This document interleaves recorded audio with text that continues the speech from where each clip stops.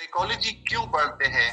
Why do we study psychology? कल मेरे ख्याल में आप लोगों में से किसी ने मुझे ये किया था कि हम केमिस्ट्री के स्टूडेंट साइकोलॉजी क्यों पढ़ रहे हैं, राइट? किसी ने क्वेश्चन किया था ये मुझसे कल। लोगों को मोटिवेट कर सकते, खिदमत के लिए भी इसको यूज कर सकते हैं सर। गुड, इस तरह कल आपने बताया। गुड गुड, जी बिल्कुल। इसके अलावा मजीद कोई कुछ कहना चाहता है कि हम साइकोलॉजी को क्यों स्टडी करते हैं? लोग को बता देता हूँ कि हम साइकोलॉजी को क्यों स्टडी कर लेते हैं, ठीक है? अपने साथ प्लीज ये पॉइंट्स नोट डाउन कर लें कि हम साइकोलॉजी को क्यों स्टडी करते हैं। सबसे पहले अगर हम जनरली बात कर ले कि साइकोलॉजी सब्जेक्ट है क्या, जैसे कि प्रीवियस स्लाइड में आप लोगों ने डेफिनेशन में ये अंडरस्टैंड कर लिया कि साइकोलॉजी एक्चुअली है क्या, इसको हम कैसे डिफाइन करते हैं। ये साफ मतलब क्लियर वर्ड्स में लिखा हुआ है कि सेल्फ प्रोसेस को स्टडी करते हैं।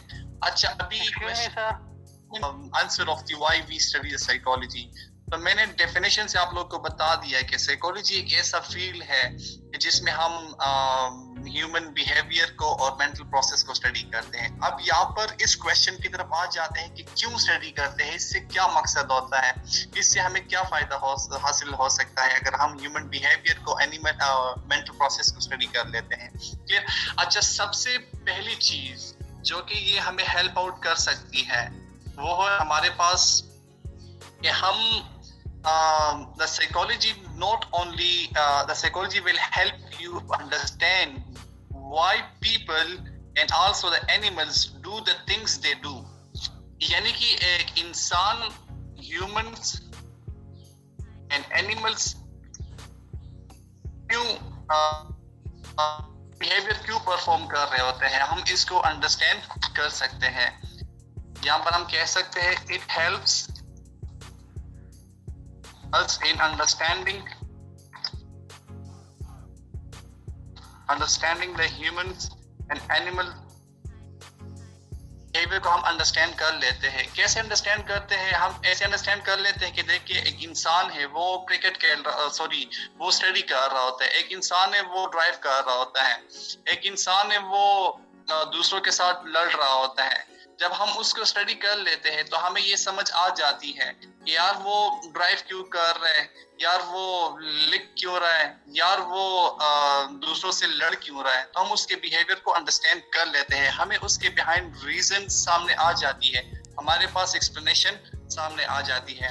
जी, हम इसलिए स्टडी करते हैं कि हम खुद को और दूसरों के रिएक्शंस को हम बेटर अंडरस्टैंड कर सके। एंड इसके अलावा साइकोलॉजी जो है हमें हेल्प आउट करती है कंप्रिहेंशन में। किस चीज के?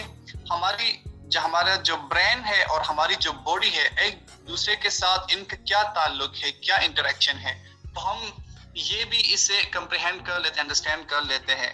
यानी कि to understand the connection between our brain and body. Psychology हमें इसमें भी हेल्प आउट कर लेती है कि हमारे ब्रेन का, हमारे दिमाग का, हमारे जिस्म के साथ क्या ताल्लुक है। अब देखिए साइकोलॉजी में आप लोग अनफॉर्चुनेटली बायोलॉजिकल साइकोलॉजी स्टडी नहीं करेंगे, लेकिन बायोलॉजिकल साइकोलॉजी में यही चीज है कि आप लोग को ये बताया जाता है कि आपके ब्रेन में, आपके दिमाग में कुछ मखसूस हिस्से हैं, उनका हमारे बिहेवियर के साथ और उनका हमारे जहनी अमल के साथ क्या ताल्लुक है। मैं आप लोग को सिर्फ एक दो एग्जांपल देता हूँ कि हमारे दिमाग में कौन कौन से हिस्से हैं, उनका हमारे कौन से बिहेवियर के साथ क्या ताल्लुक है। सबसे पहले एक एग्जांपल दे देता हूँ,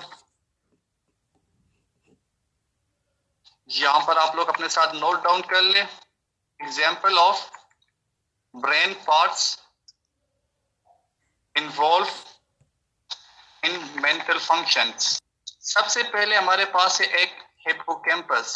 हिप्पोकैम्पस का नाम आप लोगों ने मेरे ख्याल में इंटरमीडिएट में सुना होगा, अगर आप में से किसी ने hippocampus part of the brain किस चीज के साथ कनेक्शन रखता है?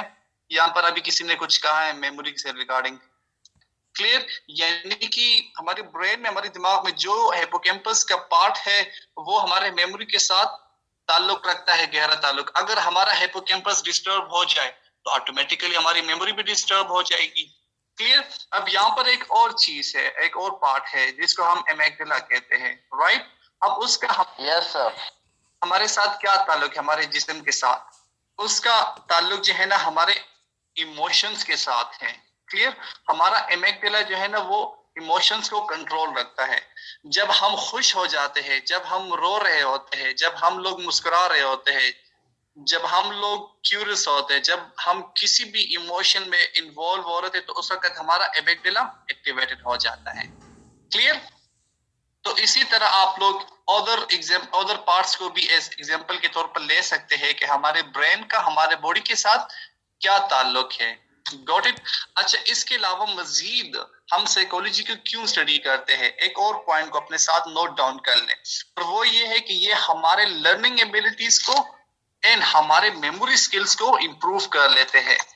यानी कि जब हम साइकोलॉजी को सही मानों में पूरी तरीके से अंडरस्टैंड कर लेते हैं, स्टडी कर लेते हैं और अंडरस्टैंड कर लेते हैं, तो ये हमें हेल्प आउट कर लेती है इन इम्प्रूविंग और learning abilities and memory skills, clear. अच्छा, यहाँ पर मैं आप लोगों को एग्जांपल दे देता हूँ कि साइकोलॉजी के स्टडी करने से हमें कैसे पता चलता है कि हमारी लर्निंग एबिलिटीज और हमारे मेमोरी स्किल्स इंप्रूव हो रहे हैं। अब यहाँ पर साइकोलॉजी में एक चैप्टर है और एक सब्जेक्ट हम कह सकते हैं जिसको हम ह्यूमन इंटेलिजेंस और मेमोरी कह सकते हैं। अनफॉर्चुनेटली वो टॉपिक आप लोग के सिलेबस में शामिल नहीं है। अगर आप लोग का सब्जेक्ट सोशल साइकोलॉजी की जगह जनरल इंट्रोडक्शन टू साइकोलॉजी होता, तो उसमें से मैं आप लोग को मेमोरी चैप्टर और इंटेलिजेंस चैप्टर और लर्निंग चैप्टर में आप लोग को पढ़ा देता। उन चैप्टर्स को तो अभी आप लोग को मैं पढ़ा नहीं सकता, लेकिन मैं आपको ब्रीफली बता देता हूँ कि उन चैप्टर्स में क्या क्या होते हैं। उन चैप्टर्स में असल में होता है कि मेमोरी के बारे में, कि मेमोरी क्या होती है, मेमोरी कैसे डेवलप होती है, मेमोरी के क्या टैक्टिक्स है, हम मेमोरी को कैसे इंप्रूव कर सकते हैं। नेक्स्ट जो चैप्टर है हमारे पास लर्निंग जो है ना, उसमें यही होता है कि यार ये लर्निंग होती क्या है, लर्निंग कैसे होती है, इसके कितने टाइप्स है और इसको हम कैसे इंप्रूव कर सकते हैं। जो तीसरा चैप्टर है इंटेलिजेंस, उसमें हम ये स्टडी कर रहे थे कि इंटेलिजेंस में पढ़ रहे हो, मैं आप लोग को ब्रीफली बता देता हूँ कि इंप्रूव कर सकते हैं, क्लियर। यहाँ पर जब हम मेमोरी चैप्टर को पढ़ लेते हैं, तो मेमोरी में चैप्टर में हम आप लोग को कुछ यहाँ पर मैं अपने साथ नोट डाउन कर लूं, सॉरी आप लोग नोट डाउन कर ले अपने साथ। यहाँ पर होते हैं कि कुछ मेमोरी स्किल्स आप लोग अपने साथ पॉइंट आउट नोट डाउन कर ले। एक ये कि मेमोनिक डिवाइस, एक टेक्निक निमोनिक हम कह सकते हैं, चंकिंग हम कह सकते हैं, ये भी टैक्टिक्स है। अब देखिए निमोनिक क्या होती है, चंकिंग क्या होती है। साइकोलॉजी कहती है कि जब आप लोग मुख्तलिफ चीजों को लेट्स सपोज हमारे पास मोबाइल के 11 नंबर होते हैं, उस 11 नंबर्स को अगर हम यूनिट्स में डिवाइड कर लेते हैं, यानी कि सपोज कर ले हम 3 यूनिट्स में डिवाइड कर लेते हैं या 4 यूनिट्स में डिवाइड कर लेते हैं, क्लियर। तो फिर हमारे पास हमारी मेमोरी इंप्रूव हो जाती है। कैसे इंप्रूव होती है कि जब हम 11 नंबर्स को लेट्स सपोज जो मेरा नंबर है मोबाइल का या सकते हैं कि मिसाल के तौर पर देखें, ये मेरा कोड वर्ड, क्लियर, ये दूसरा यूनिट हो गया, ये तीसरा यूनिट हो गया और ये चौथा यूनिट हो गया, क्लियर। आप लोग को 4 यूनिट नजर आ रहे हैं ना। अभी अगर आप लोग को मैं सिंपली बता दूं कि मेरा नंबर क्या है, मेरा कांटेक्ट नंबर, मैं आप लोग को बता देता हूँ कि यार 03338 और 39337333, इस तरह अगर आप लोग को मैं बता दूं तो आप लोग इसको मेमोराइज नहीं कर सकेंगे। लेकिन अगर मैं आपको यूनिट्स में बता दूं कि यार मेरा नंबर है 0333 033 83 93 733, यानी कि इसको मैंने 4 यूनिट्स में डिवाइड कर लिया है।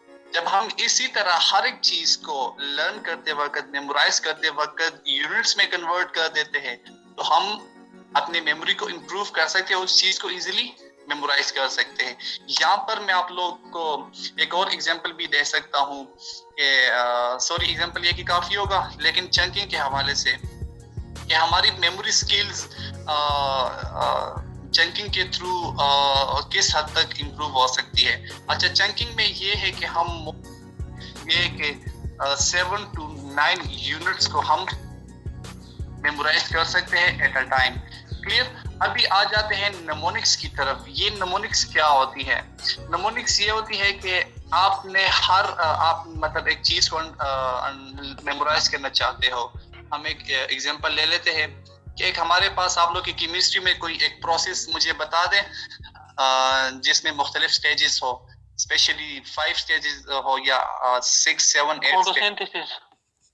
अच्छा, फोटोसिंथेसिस में टोटल कितने स्टेज?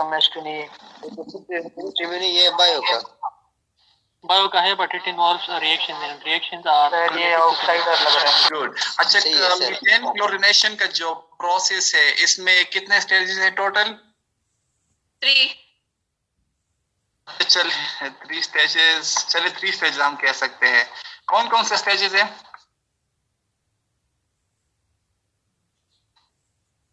स्टेजेस बताए please. Initiation, propagation and termination. Initiation, propagation and termination. Good. अच्छा, यहाँ पर आप लोग के मीथेन क्लोरीनेशन का एक प्रोसेस है जिसमें 3 स्टेजेस होते हैं। हर एक स्टेज का जो मैंने फर्स्ट अल्फाबेट है वो मैंने वहां से पिक कर लिए, आई, फिर सेकंड पी, फिर मैंने टी उठा लिए। ठीक है। अब यहाँ पर ये तो एक सिंपल सी एग्जांपल है, बहुत इजी है, लेकिन यहाँ पर निमोनिक का जो टेक्निक है मेमोरी स्किल को इम्प्रूव करने के लिए वो यही है कि आपने जब भी किसी चीज को मेमोराइज करना है, स्पेशली जो स्टेजेस फॉर्म में हो, जो लेवल्स फॉर्म में हो, तो उनके आपने फर्स्ट अल्फाबेट्स को पिक करना है। उन फर्स्ट अल्फाबेट को आप पिक करके उनसे आप एक क्या कह सकते हैं, एक वर्ड बना सकते हैं। अगर आपके पास कोई वर्ड एग्जिस्ट कर रहा होता है रियल प्रैक्टिकल रोजमर्रा जिंदगी के किसी भी एक चीज से उनका नाम बन सकता है, आप उनसे वही नाम बना दें। अगर नहीं बन सकता तो फिर आप उसको सिंपली आईपीटी कह सकते हैं। अगर कोई इस चीज को लर्न करना चाहते हैं कि यार क्या स्टेजेस है, तो आप सिंपली अपने साथ ये रखते हैं कि आईपीटी फिर आई मींस के इनिशिएशन है कि क्या है, फिर प्रोपेगेशन है और फिर लास्ट 26 क्या आता है। तो इस तरह आप लोग निमोनिक टेक्निक को भी यूज कर रहे होते हैं। तो पहला वन प्रोसेस था चंकिंग और दूसरा था निमोनिक। ये इस तरह के टेक्टिक्स होते हैं, साइकोलॉजी आपको सिखा रहे होते हैं। साइकोलॉजी ने आपके सामने रख दी है कि आपने अपने मेमोरी को कैसे इंप्रूव करना है। क्लियर? तो इसी तरह लर्निंग एबिलिटी से भी कुछ टेक्टिक्स है जिसको आप लोग यूज करके अपने लर्निंग को इंप्रूव कर सकते हैं। अच्छा, ये मेमोरी स्किल्स और लर्निंग एबिलिटी स्किल्स ये आप लोग को कौन बता रहा होता है, ये कौन आपके सामने ला रहा होता है? ये सिर्फ साइकोलॉजी होती है। सो ये भी एक रीजन है कि हम साइकोलॉजी को क्यों पढ़ रहे होते हैं। I hope so it is clear. अच्छा, इसके बाद नेक्स्ट आते हैं लास्ट आखिरी चीज की तरफ कि हम साइकोलॉजी को क्यों पढ़ रहे होते हैं। अच्छा, यहाँ पर हम ये भी कह सकते हैं कि स्टूडेंट को ज्वाइन करेंगे हम साइकोलॉजी को क्यों आप लोग के लिए तो ये खैर स्पेशलिटी नहीं है, लेकिन मैं बीइंग अ साइकोलॉजिस्ट में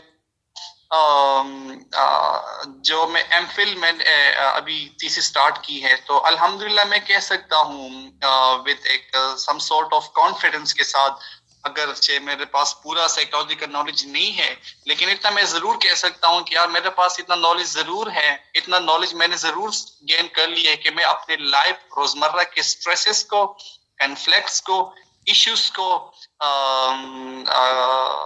अदर जो मतलब ट्रॉमास है, मैं उनको इफेक्टिवली डील कर सकता हूँ, मैं उनको इफेक्टिवली रिजॉल्व कर सकता हूँ अपने इश्यूज को। Clear? Effectively why we study psychology? Just because it helps us in dealing effectively with daily life tensions, traumas etc. हम कर लेते हैं, and conflicts, clear, conflicts etc. अब साइकोलॉजी को जब मैं स्टडी कर लेता हूँ, अगर आप लोग साइकोलॉजी को स्टडी कर लेंगे तो आप लोग इस काबिल हो जाएंगे कि आप लोग इफेक्टिवली और बहुत अच्छे तरीके से कोप कर लेंगे किस चीज को, डेली लाइफ स्ट्रेसेस को, टेंशंस को, ट्रॉमास को एंड कॉन्फ्लिक्ट्स को आप इजीली एंड इफेक्टिवली कोप कर लेंगे। Got it? So these are the major 4 points and There are some sort of reasons they do